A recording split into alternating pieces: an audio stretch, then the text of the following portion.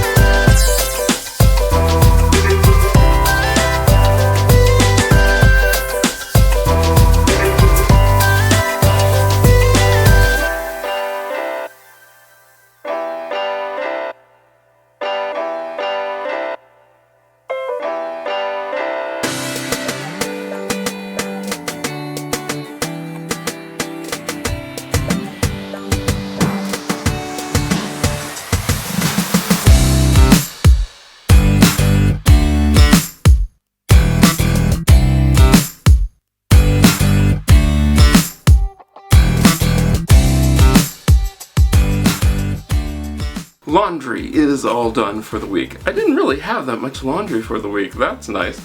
The big thing was just getting all the blue stuff from August washed and put away. So now it is gone. It is out. So that next week we get to do all of the stuff for September. Hooray! Now, the thing to think about the September laundry is the fact that that stuff realistically only stays out for a few weeks before we do our big September fall clean. That'll be fun. But yeah, this laundry wasn't bad. I hope that motivated you to get all of your laundry done, get it all put away, so that way you can have a nice relaxing weekend with no laundry. Yay! Let's get on with our Friday.